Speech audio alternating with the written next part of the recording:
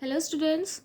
So, today we will start with the next poem, The Solitary Reaper by William Wordsworth. So, let's start this poem. Behold her, single in the field, yon solitary highland lass, reaping and singing by herself. Stop here or gently pass. Alone she cuts and blends the grain and sing at melancholy strain. Oh, listen, for the vale profound is overflowing with the sound. No nightingale did ever chant more welcome notes to weary bands of travellers in some shady haunt among Arabian sands. A voice so thrilling never was heard in springtime from the cuckoo bird, breaking the silence of the seas. Among the farthest Hebrides will no one tell me what she sings.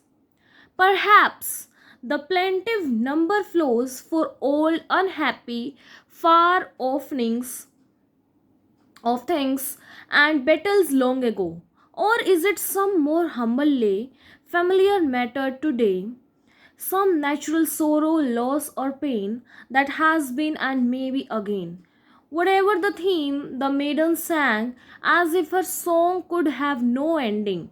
I saw her singing at her work. And over the sickle bending, I listened motionless and still.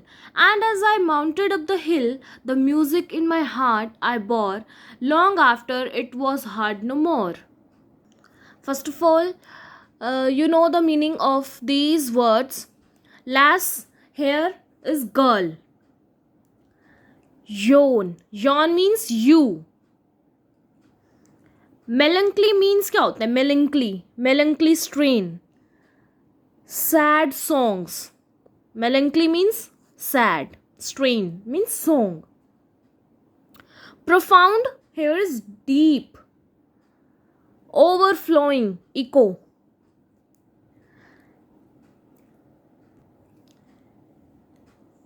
Hybrids क्या होते हैं? Islands की बात, ठीक है. Maiden song means unmarried girl. Maiden means unmarried, जो unmarried girl. यहाँ पे एक गर्ल की बात हो रही है इस पोएम स्टेंजा में, ठीक है, अनमेरिड गर्ल की. Let's start with the explanation.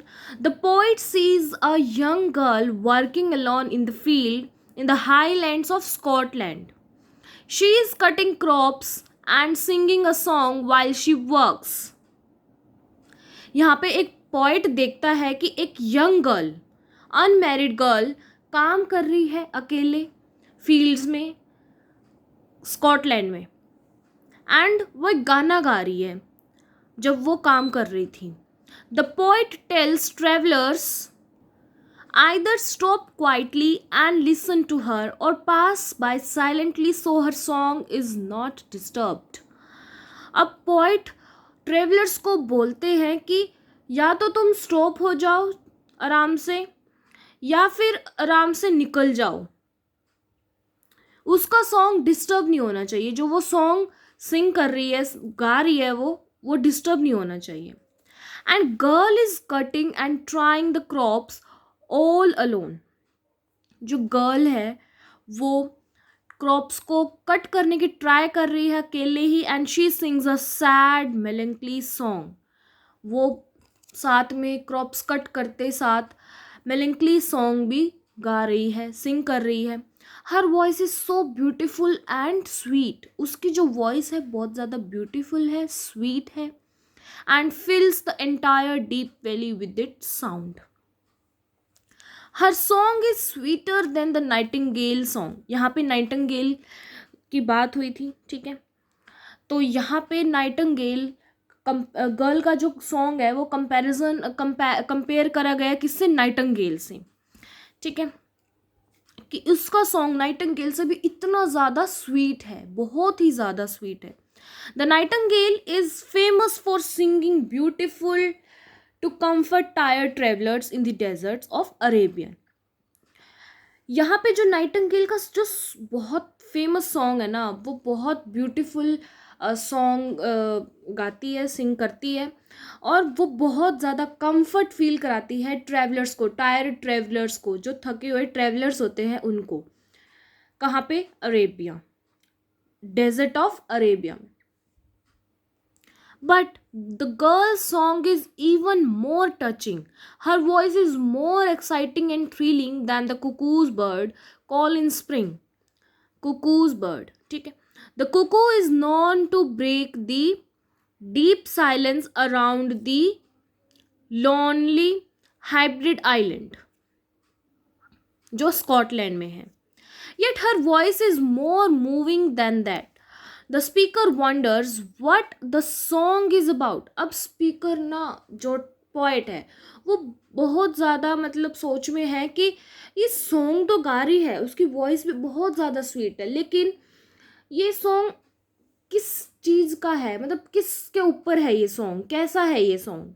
May be it is about sad, या तो वो सैड हो सकता है, ट्रेजिक हो सकता है, even from long ago, about old battles and sufferings of people, या तो वो इनके ऊपर हो सकता है. और perhaps the girl is singing about something simple and common like everyday life.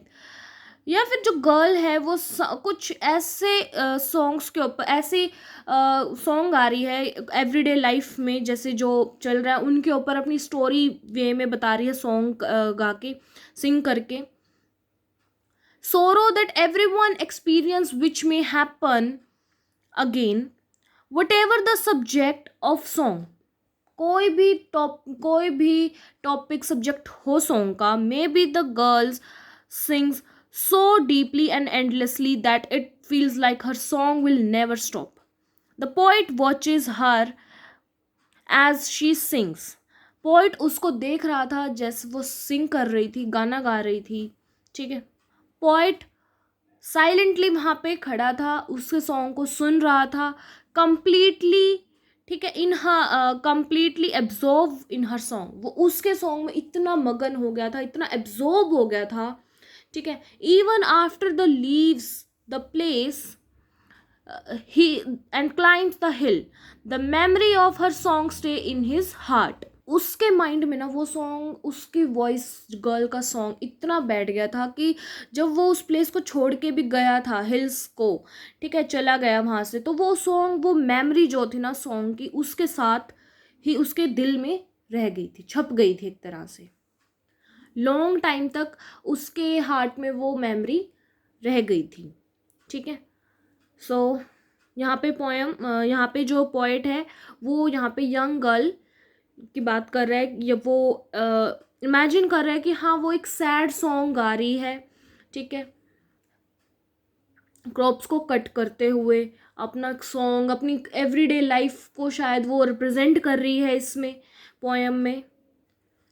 If any student have any doubt, you can freely comment me. I will make sure that I will clear all your doubts regarding this poem. Thank you.